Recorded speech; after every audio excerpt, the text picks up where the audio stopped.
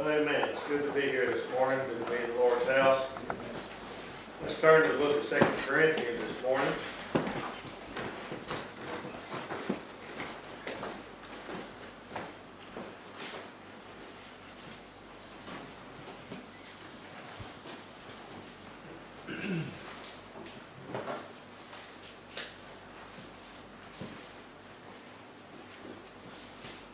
Sometimes during singing, I notice things. And I think I told y'all before that I find it interesting when I see somebody's name in one of the songs. You know, like my faith has found a resting place, not in device or creed. I think that's cool, you know. I notice things. I'm not very spiritual. Yes, you were. Everybody was thinking I was. But you know, sometimes I see people's names, you know, like Jacob, you know, if I had my pillow like Jacob for a stone, I think is one of the songs. And he ransomed to me, that's one, you know. It feels like, you know, like somebody hits you on the head, he ransomed me, you know. Something like that. I shouldn't tell how foolish I am. Y'all think I'm spiritual singing these songs and I'm thinking different things. But I noticed one yesterday in the Turkish meeting that I never had noticed before. And it was one of the songs that said, Fakat sende yoksa sevgi, yoktur onun değeri. Which means if there's not sevgi, then it's just not worth it. I like that. If sevgi's not here, it's just not worth it. So I like that. And some of us, I guess, will never have our name in one of the songs. It's all about that age.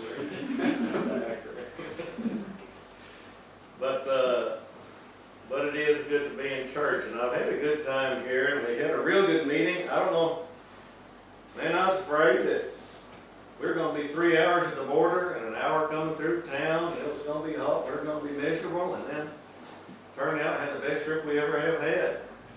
And the Lord, I'm glad that when you think, oh man, nothing's going to happen to this meeting, this is a big mistake, we shouldn't even do this.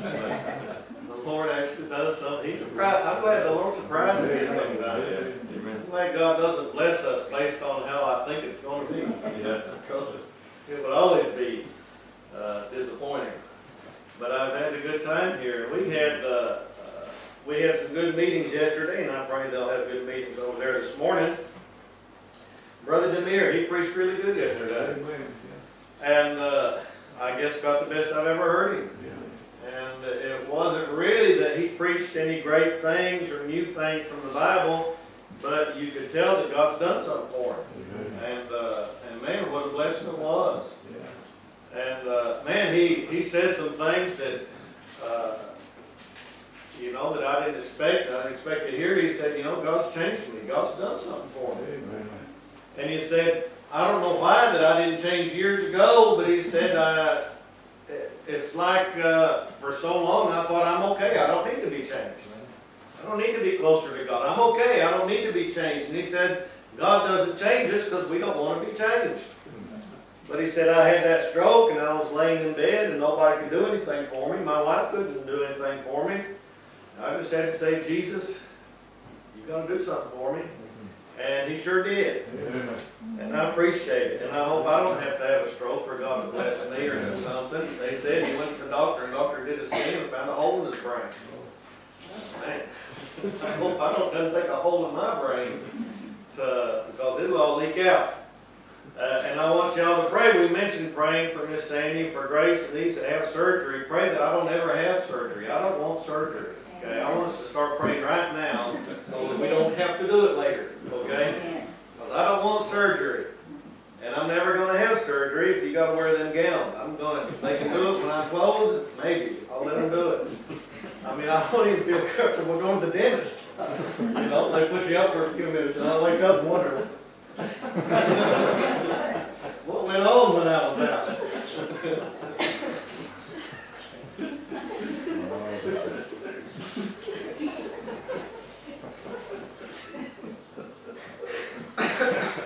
So, start to preach.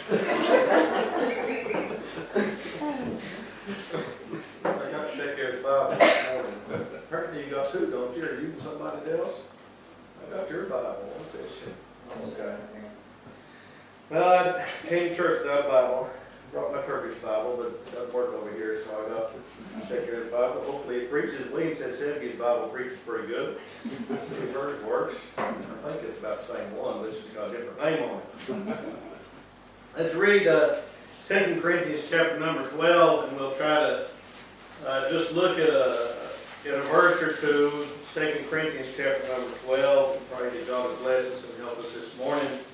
2 Corinthians chapter 12, it is not expedient for me doubtless to glory. I will come to visions and revelations of the Lord. I knew a man in Christ above 14 years ago, whether in the body I cannot tell, or whether out of the body I cannot tell, God knoweth. Such an one caught up to the third heaven. And I knew such a man, whether in the body or out of the body, I cannot tell, God knoweth. How that he was caught up into paradise, and heard unspeakable words, which it is not lawful for a man to utter. Of such an one will I glory, yet of myself I will not glory, but in mine infirmities. For though I would desire to glory, I shall not be a fool, for I will say the truth, but now I forbear, lest any man should think me above that which he seeth me to be, or that he heareth of me. And lest I should be exalted above measure through the abundance of the revelations, there was given to me a thorn in the flesh, the messenger of Satan to buffet me, lest I should be exalted above measure. For this thing I besought the Lord thrice, that it might depart from me. And he said unto me, My grace is sufficient for thee, for my strength is made perfect in weakness. Most gladly, therefore, will I rather glory in my infirmities, that the power of Christ may rest upon me. Therefore I take pleasure in infirmities, in reproaches, in necessities, in persecutions, in distresses, for Christ's sake. For when I am weak, then am I strong. I am become a fool in glorying, ye have compelled me. For I ought to have been commended of you. For in nothing am I behind the very chiefest apostles, though I be nothing. Truly the signs of an apostle were wrought among you in all patience, in signs and wonders and mighty deeds. For what is it wherein ye were inferior to other churches, except it be that I myself was not burdensome to you? Forgive me this wrong. Behold, the third time I am ready to come to you, and I will not be burdensome to you, for I seek not yours, but you. For the children ought not to lay up for the parents, but the parents for the children. And I will very gladly spend and be spent for you. Though the more abundantly I love you, the less I be loved. But be it so, I did not burden you. Nevertheless, being crafty, I caught you with guile. Did I make a gain of you by any of them whom I sent unto you? I desired Titus, and with him I sent a brother. Did Titus make a gain of you? Walked we not in the same spirit? Walked we not in the same steps? Again, think ye that we excuse ourselves unto you? We speak before God in Christ. But we do all things, dearly beloved, for your edifying. For I fear lest when I come I shall not find you such as I would, and that I shall be found unto you such as ye would not, lest there be debates, envyings, wraths, strifes, backbitings, whisperings, swellings, tumults, unless when I come again my God will humble me among you, and that I shall bewail many which have sinned already and have not repented of the uncleanness and fornication and lasciviousness which they have committed. I wanted to read the entire chapter here, but draw your attention to one phrase in verse number 15, where he says, I love you.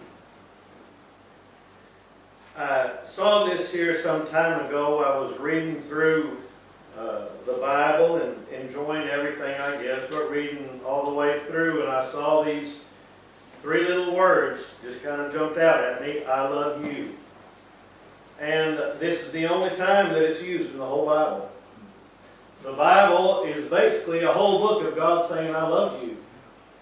And this is the only time that it says it, just this clear. God tells His love in the Bible 1,000 ways, and He tells about His love in the Old Testament, the writings of Moses, David, the prophets, and And everywhere you turn, you can see the love of God. And this is the only time that it's used, that these three words are used like this. There is another time, but it's I love you not. And it's, those three words are there, but not is in there, and it's talking about something else.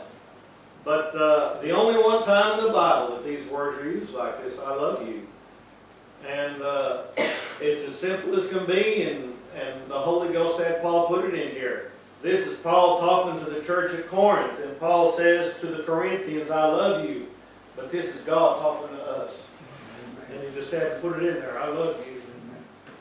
And it jumped out at me like, I don't know if you've ever seen the little, the word puzzles or the word searches, where it's all the different letters all scrambled up together, and you're looking for one special word or the phrase, and you look at all those little letters and try to figure it out. Finally you see it jumps out. There it is, there's the word I'm looking for, and you circle it or whatever. And I was reading this, and certainly it's all good, but I saw that little phrase and it just jumped out. There it is right there. That's what I was looking for. I love it. And he had to put it in there. And Paul is writing to the Corinthians, and man, they had problems, more problems than any other church. And he wrote his two longest letters to this church with all the problems. And he deals with their problems, and he mentions it here. Now this is like the next to the last chapter. This is all the way down here to the very bottom, and he gets here to verse number 20, and he tells about some of their problems again. And he says, lest there be debates, envyings, wraths, strifes, backbitings. And backbitings, I had to look that up. That says talking about somebody evil when they're not there. I said, oh Lord, man, this stuff is all on me. Debates, envyings, wraths, strifes, backbitings, whisperings. And isn't it something how that when you say something you know you're not supposed to say, you just kind of get a little bit quieter and just whisper a little bit. And I guess they did it in Paul's day, and we do it as much as they do. And tumults, when there's so much talking, and it all kind of turns into a murder, it gets louder, everybody talking something different. Paul started out these letters to the Corinthians in the first chapter of the first book, and he says, I've heard there's problems among you. I've heard that there's fighting. And all these things are basically fighting in the church. You just don't like one another. That's what it comes down to. It's fightings, and there's all different ways of saying it. And in the church, we learn how to fight, but we learn how to do it a little bit civilized. And so we don't say there's a battle going on in the church. Well, there's just whispering.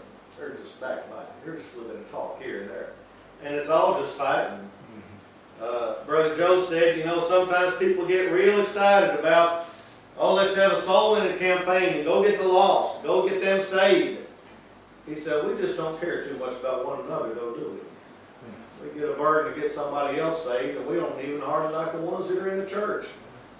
And Paul said that was the problem that they had in the first chapter of the first book, and here he is, the second book, all the way down to the end, and he said, I'm afraid y'all are still in about the same situation. The only thing was, there was some people there in immorality and other sins that we would say great sins. And when somebody's committed a great big sin, it's awful easy. We look good then, don't we? If somebody else really messed up, man, that takes the spotlight off me. Man, they really messed up, and so we don't have to hardly take any responsibility for ourselves. But I think that when the church has got a lot of this little talking and backbiting and strife and these things among ourselves, I think that's like a breeding ground for those great big sins. I think that when somebody's in church and there's no love and there's no purity and there's no holiness and there's no fear of God, well, there's somebody, man, they can go out and do the unthinkable. And the immorality that is mentioned is here in this book is not even some you hear about out there in the world. There's worse sins in the church than there are out there in the world. And Paul, I think, is saying it's because y'all are carnal. Y'all just want to fight one another, talk about one another. And the first chapter he said, well, the problem is some say, well, Paul's my favorite preacher. Other crowd says, Simon Peter's my favorite preacher. Others said, man, Apollos, he's my preacher. He's the one I like the most. And then some of them said, my favorite is Jesus. I love Jesus. Man, they were spiritual. And Paul said, aren't we all serving the same God? He said, was I crucified for you? Did I shed my blood for you? No, we're just servants. And whether you like this one or that one, we're all servants of the same God. And God gives this man a special ability and gives the other man a different gift. And everybody else is doing their different jobs. Paul said, I planted, Apollos watered. Which one's better? They're both necessary. They're all necessary. Last night in the Turkish meeting, Little Ali got up and he preached for a little while. And if you've ever heard Little Ali preach, he's kind of monotone, kind of goes on for a long time, and it's not very exciting. And he got done, and he said, I'm sorry, I can't preach like others do, but whatever God gave me, that's what I can do. And I thought, that's the best thing you said all night. Because he just realizes, God didn't give me this gift, but what God gave me, that's what I can give you. And Paul told the church here, when you think I like this one or that one, man, you're just carnal. And he gets down here to the very end, and he's dealing with problem after problem after problem in this church. But he didn't leave them. You can't drive Paul out of the church. Man, if you're saved, if you're in church, if you're there for Jesus, Paul's going to be there. And he's going to have something to do with it. Paul doesn't just wash his hands and say, I can't do nothing with y'all, I'm leaving, somebody else come. No, he loved the church and he stayed with them. I mean, to the bitter end, if that's what it is. But he said, I love you and I'm going to stay there. No matter how big the problems are, I'm going to deal with it. I'm not going to turn loose of you. I don't care how bad you might kick and scream. I don't care what it takes. I'm going to be there with you. And if you get so messed up that you need somebody to take a whip and whip you, I'll do that. I don't want to, but I'll do that. Why? Because I love you and I'm not going to turn loose of you. If I didn't love you, I'd say somebody else deal with it. This is too much of a headache. I'll go where it's easy. But Paul didn't do that. He stayed with the most difficult church and the most difficult crowd, and he dealt with every single one of their problems, and he did it in love, and he did it in faith, and he did it praying for them, and he got down to the very end. It seems like they weren't changed very much at all, even after all the effort that he had put into them. It seems like they're about the same crowd, but he had to put it in there one more time. I want to let you know I love you. I love you. Whether you ever straighten up or not, I love you. And he said, he just had to fit it in there, that little message to the church. He said, in verse 15, and I will very gladly spend and be spent for you. And he's talking about when I came to you, I didn't get an offering from you. I didn't ask somebody to give me money, pay for my hotel, pay for my needs, pay for this. I didn't take any money from you. He said, this is the only difference. Everybody else comes, you give them an offering. I come, I'm the spiritual father of this church, and I don't take anything from you. And he said, forgive me this. This is the only difference. And he said, I'm willing to spend for you. I don't come to get anything from you. I'm willing to spend. I'm willing to pay all the bills and to be spent for me and my body and my effort and my labor. I'm willing to work until I'm completely spent and tired and give everything that I have. And he said, though the more abundantly I love you, the less I be loved.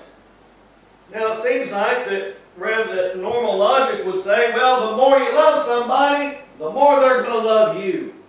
And you think in the church that the preacher, the more that he loves the church, well, the more they're going to love him back. But Paul says, I'm willing, though the more abundantly I love you, the less I be loved. And it doesn't make a lot of sense. But Paul said that's the way it is. And he was okay with that. He wasn't just pouting saying, I love everybody, and I've spent, and I've done everything for everybody, and nobody loves me. And that's the first thing, man, something goes wrong. First thing, nobody loves me. But Paul said that's all right, because I'm not just serving you, I'm serving the Lord. And he tells them here, he said, I knew somebody, and I believe he's talking about himself, went up to the paradise of God, been to the third heaven, been on the streets of gold, seen Jesus on the throne, seen the angels, seen the crystal sea. I know what that is. And it doesn't bother me that much. If you love me or if you don't, I'm serving the Lord. I know what's ahead of me. I know what heaven is. I know it's real. I know the truth, whether you know it or not, whether you like it or not, whether you let God do something for you or not, whether you let God change you or not, it doesn't matter. I know the truth. And I'm going to keep on serving God. And I'm going to keep on loving the church and spending and being spent, doing everything I can. I'm going to keep on loving the church until the day that I die. Whether the church ever loves me in return or not, it doesn't really matter. I've seen Jesus. I've been on the streets of gold. Man, that really surprised me. Joe Parkin said he'd been on the streets of gold 3 times. Man, how can that be? But I couldn't say, oh, no, that's not true. That's not right. I reckon he was. He said one morning he was shaving. He got upset. He said, my dad died when I was 7. He said, I never did have a good dad. Never did have my dad was a Christian. He told me about his dad, but he died when he was 7. And he said, Lord, that's just not fair. There's other people that have a good father. They've got a good dad. He said, Lord, I lost my dad when I was 7. He said, the next thing I knew, I was on the streets of gold with my dad. I mean, God knows. God gives somebody more revelation. God gives somebody the grace and the great revelation so that they can carry a great burden. You know, I heard that and I said, well, God, I'd like to go to heaven. I'd like to go see. I'd like to go see my dad. I'd like to be on the streets of gold. I'd like to have that same experience. I'd like to have that same glory. But it's so that he can carry a great burden. And I kind of shy away from the great burden. And Paul says here, man, I've been to the third heaven. I've been to the paradise of God. But he said, man, I've experienced so much of the glory of God that to keep from getting puffed up, God gave me a thorn in the flesh. Something to hurt me all the time. He said, the messenger of Satan to buffet me. Buffet means to box. God sent somebody from the devil to beat me up. And he said, I prayed for it. God, take this away from me. 3 times he said, I prayed. And the Lord said, no, I'm not going to take it away from you. I'll give you grace. My grace is sufficient for thee. And Paul, in spite of all of his own personal suffering, in spite of that thorn in the flesh, in spite of the fact that this preacher had something hurting him every single day, he quit praying for himself. He quit praying for this thorn. He quit praying for his own comfort and to be saved from this suffering. And he quit thinking about himself and his own personal sufferings. And he kept on going for the church. And he kept on praying for the church. And he kept on writing to the church. Kept on loving the church. And he kept on doing everything he could for the church. And he said, church, I want to let you know one more time. I love you. I do love you. And if love doesn't do it, man, nothing else is. I'm not going to recommend a good book. You read this book, good book, and you'll be a good Christian. Oh, you go to this seminar, just watch this guy preach and you'll get it. No, I mean, if a preacher loving you doesn't do it, you're not going to be affected.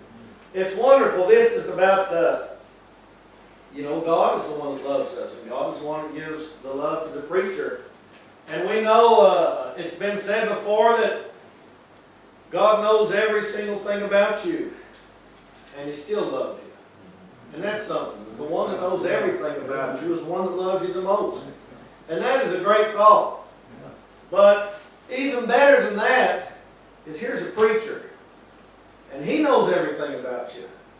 And Paul's telling him, I know you've been doing this, and you've been doing this, and you've been doing this. And sometimes you ever get the idea, how in the world does a man of God know everything that I've been doing? I've heard Brother Ralph yelling at the church before. Well, us too, but I've heard him yelling at the church before and saying, you think God doesn't talk to me? You think God doesn't tell me about you? Man, that'll scare you to death. And here's a preacher that is saying, I know every single thing about you, but I still love you. Amen. And that is the manifestation of the love of God. That when a man, when you as a man, or when a man knows everything about you, when a man knows how sorry that you are, when a man knows that you've messed up and how mixed up you are, and they still love you, man, that's the love of God. Because we're all men. We're all messed up. We're all like the Corinthians every now and then. But praise God for love. Praise God that He put something into your heart that keeps you from giving up. Because, if you'll give up, the devil will give you a reason to give up all the time. But Paul said here, church, I know how sorry you are, but I want to let you know I love you. And I'm glad because, man, I fit in with the sorry church. I fit in with these people right in here. You can get ready, you can say, well, I'm not like so-and-so, I'm not the one in gross immorality, I'm not the one way out there. Man, I'm a speck of dirt. You ever heard that song, A Speck of Dirt? Man, that's good, that reminds you of what you are. I'm a speck of dirt. And that's exactly what I am, is a speck of dirt. I can't say I'm better than somebody else, I'm not out there, but praise God, He loves us. And thank God for a preacher that loves us. Last year we were someplace and there was a boy that was messing up, and the preacher said, "Son, you're not going to hang around here. Keep on doing that. We can't have you do this. You're going to have to leave. You're either going to have to straighten up. You're going to have to leave." And so he did. He decided to leave rather than quit and straighten up or whatever. And I was talking to Vicki one morning, and she said, "I hated that he had to leave." She said, "All that boy needs is somebody to love him and not give up on him." And I know the preacher wasn't giving up on him, but the preacher's responsible. He has to say, "You can't do this. This is the rules. We have to have rules." But man, I thank God for people that know what to do about the love of God. She was saying, Preacher Potter, he might have had his faults, and people talked bad about him, people spread rumors about him. She said, but one thing he did was he taught us how to love. And he taught us that's important, and he taught us to love people. And man, I thank God for love. There's nothing like it. And I've been to the other places where they have a form of godliness. I've been to other churches, and real good churches, but man, there's something different about Brookside. And they've got love. And they've got people there that love you no matter what you are, no matter how messed up you are. And I thank God for love. And I thank God for this preacher here that said, "Church, I'm not going to give up on you. And I want to let you know one more time that I love you." Amen. That's great. Our Heavenly Father, we thank you for this day. I thank you that we had a chance to be here in your house this morning. I do thank you for loving us the way that you do, Lord. And Lord, as much as we try and want to, Lord, our love can't compare to yours. And I'm glad for that, Lord. I'm glad you've got something. Help us, Lord. Help us to love one another, Lord, the way that you love us. Lord, we'd like to do that. I'm glad for the meeting over there that's gone on